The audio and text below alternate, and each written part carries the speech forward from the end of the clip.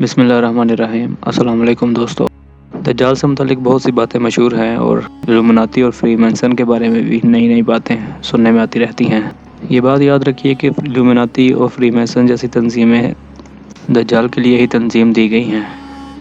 آج کی اس ویڈیو میں ہم دجال سے جڑی ہر چھوٹی بڑی بات جاننے کی کوشش کریں گے کہ کس طرح سے یہ تنظیمیں ابلیس کے کہنے پر دن رات دجال کو ویلکم کرنے کے لیے سرگرم عمل ہیں۔ حضور نبی کریم صلی اللہ علیہ وآلہ وسلم نے جب سے دنیا بنی ہے دجال کے فتنے کو سب سے بڑا فتنہ قرار دیا ہے اور اپنی امت کو ڈرایا ہے کہ روز اول سے اب تک کوئی بھی دجال جتنا بڑا فتنہ نازل نہیں ہوا اور نہ ہی قیامت تک اس سے بڑا کوئی فتنہ نازل ہوگا۔ حضرت نوح علیہ السلام کے بعد تمام انبیاء کرام نے اپنی امتوں کو دجال کے فتنے سے ڈرایا ہے۔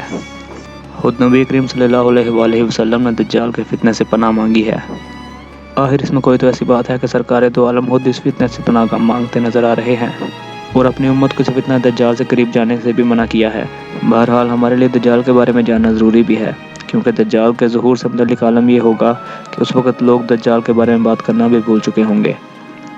ایک سوال یہ بھی ہمارے دماغوں میں اٹھتا ہے کہ شیطان اکبر یعنی ابلیس اپنی حباست میں اپنا ثانی نہیں رکھتا، تمام شیطانوں کا ماسٹر مائنڈ ہے اور کسی بھی قوم یا فرد کو زیر کرنے کے لیے نت نئے طریقے ڈھونڈتا رہتا ہے، تو پھر اسے دجال کی ضرورت کیوں ہے؟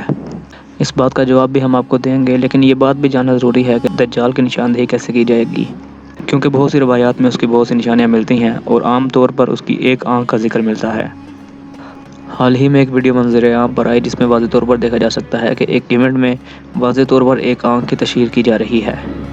اس بات کا کیا مطلب بنتا ہے اور دوسری طرف سے ہم کس طرح سے جان سکتے ہیں کہ اور کون کون سی نشانیاں ہیں دجال کی؟ ایک رپورٹ کے مطابق علماء کرام کی اس بات پہ اتفاق ہے کہ دجال کا ظہور آخری زمانے میں ہوگا اور وہ زیادہ سے زیادہ اس صراط مستقیم پر چلنے والے لوگوں کو اپنی طرف مائل کرنے کی کوشش کرے گا۔ دجال عربی زبان کے لفظ دجل سے نکلا ہے جس کے معنی ہے دھوکہ دینے والا، یعنی واضح طور پر اس کا مطلب یہ ہے کہ وہ لوگوں کو دھوکہ دے گا اور فریب سے لوگوں کو اپمائل کرے گا، اور اس کا مقصد صرف اور صرف لوگوں کو سیدھے راستے سے بھٹکانا ہوگا۔ اسلام کے علاوہ یہودیت اور عیسائیت میں بھی دجال کے بارے میں ذکر ملتا ہے۔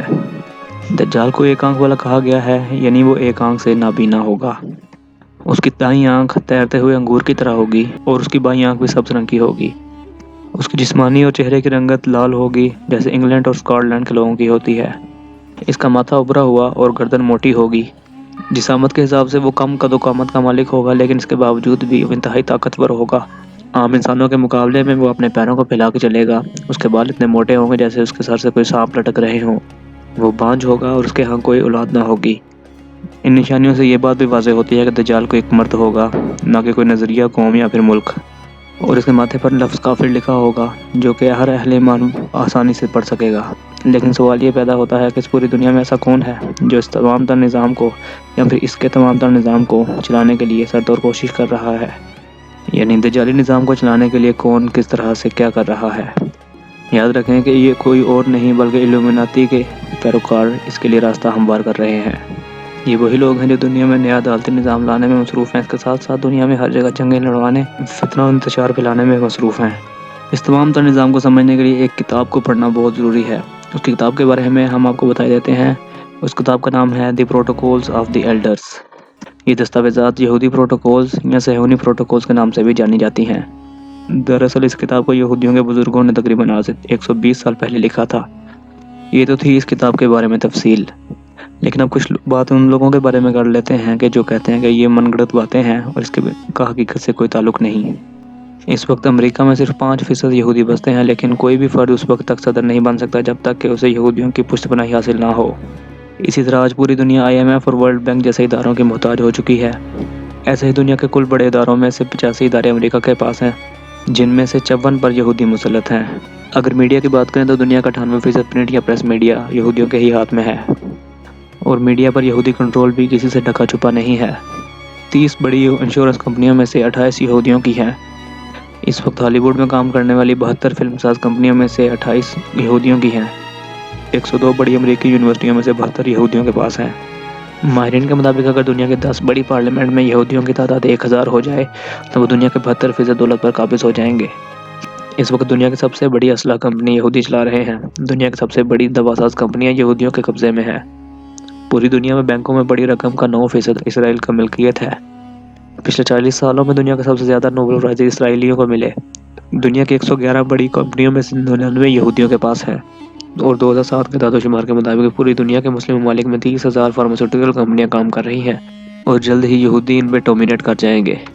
یاد رکھیں کہ الومناتی کی اس 13 نسلوں میں ایک خاندان ڈیوڈ فلپ کا ہے، جبکہ ایک خاندان روٹ چارلز کا ہے۔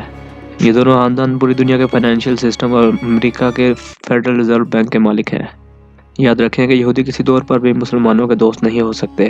ان کی ذہنیت ہمیشہ شیطان کی رہی ہے، اور شاید یہی وجہ ہے کہ شیطان نے اپنی عبادت کے لیے اسی قوم کا انتخاب کیا۔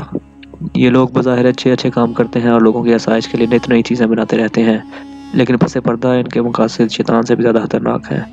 ان کا طریقہ کار یہی ہے کہ پہلے یہ لوگوں کے دلوں میں گھر کر جاتے ہیں، پھر چاہے وہ سیاست کا میدان ہو یا پھر فلم اور ڈراموں کا پردہ ہو، یہ اپنی اداکاری کے جوہر دکھا کر لوگوں کے فیورٹ بن جاتے ہیں، اور لوگ انہیں اپنا مسیحا اور اپنا رول ماڈل سمجھنے لگ جاتے ہیں۔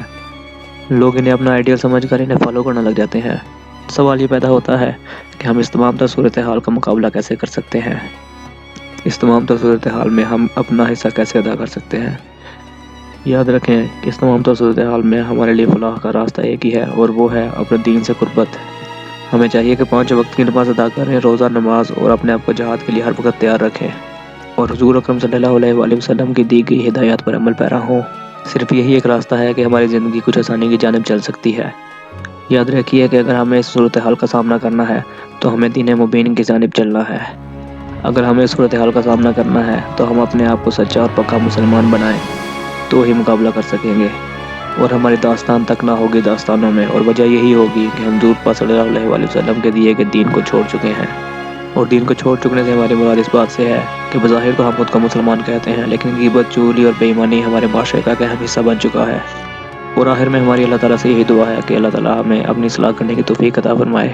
دوستو، آج کی ہماری اس ویڈیو میں ہم نے ہمارے معاشرے کے ان مسائل کو سامنے رکھنے کی کوشش کی کہ جن کی وجہ سے ہمارا معاشرہ اندر ہی اندر سے کھوکھلا ہوتا چلا جا رہا ہے۔ امید ہے آپ کو ہماری یہ چھوٹی سی کاوش اچھی لگی ہوگی۔ اگر آپ کو یہ ویڈیو اچھا لگا تو اسے لائک کیجیے اور اپنے دوستوں کے ساتھ شیئر کیجیے۔ اب میں ملوں گا آپ سے ایک نئی اور انفارمیٹیو ویڈیو کے ساتھ۔ تب تک اپنا بہت سا خیال رکھیے گا۔ اللہ حافظ۔